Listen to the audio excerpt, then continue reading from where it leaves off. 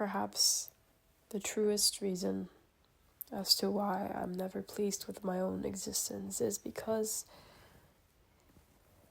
it has turned upon the axis of shoulds.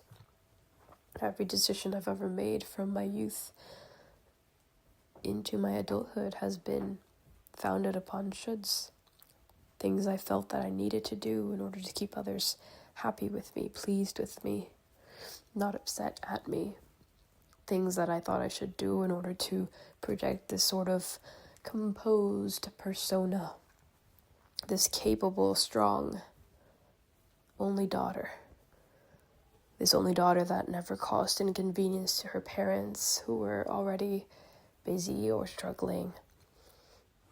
This daughter who carried heavy things in quiet breaths and gasps of life in the space between seconds,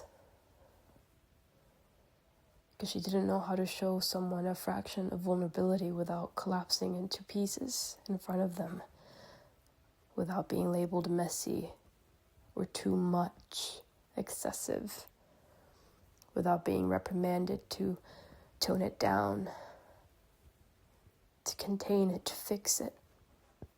All my life, I've made decisions thinking that they'll make me look good to others. And maybe finally, by making myself look good to others, I could earn the love that I've always needed, the support that I've always wanted, but I didn't know how to receive.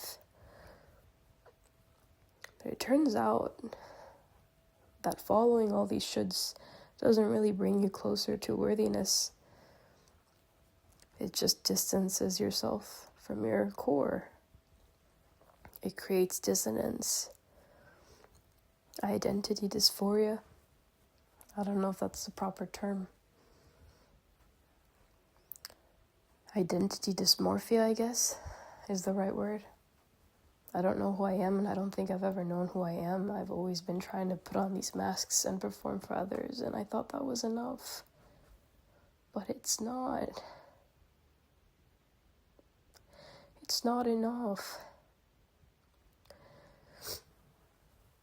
It's not enough, and I don't know how to be myself because I've never been.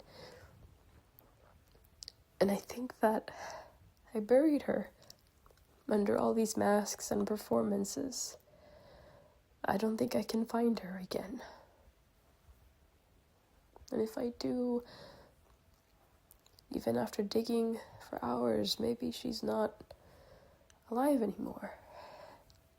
And I have to carry on either way. So there's no point returning to the past to find my truth. I have to move forward and build a new one. And that's possibly the scariest thing. How do you start defining yourself now? How do you start building? Because to start things into action, you have to choose. And choose means you have to compromise and sacrifice potential. Because you can't exist across all planes at once. You must choose a single one. And that means surrendering others. So there's this decision paralysis that happens at the forks of life, at the liminal spaces. You waste all the time that you have worrying, pondering, trying to decide what is the right choice. And your past self used to measure the right choice by other people's reactions or expectations of you. But now your present self is trying to do things differently. So how do you define what is the right choice? Do you follow your heart? That's what they say, right? Follow your dreams. But why does it feel so scary? Why does it feel so scary? What if my heart can't hold me? What if my heart has no safety net? What if I am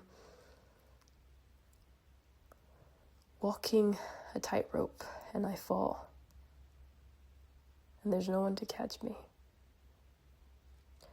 Would it have been worth it to have chased my heart? would those 2 steps on the tightrope have been worth the fall? Oh, but what if you don't fall?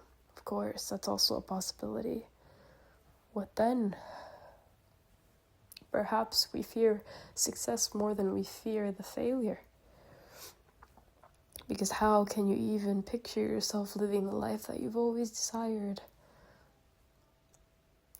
Because picturing the life you've always desired requires picturing losing it too. Because you realize that life is temporary. When you realize that everything you come to love, you'll lose and you'll grieve. Love and grief are the same coin, but 2 different faces. So you have to ask yourself, what am I choosing that I love? Is it worth the journey there? And can I endure the grief, the inevitable grief that'll come when it's time? I find myself at that fork of life, and I still don't know what the right choice is. And I'm worried that I'll choose wrong, and that I'll run out of time, and that all my life will be measured by regret of not having done more, of not having lived more.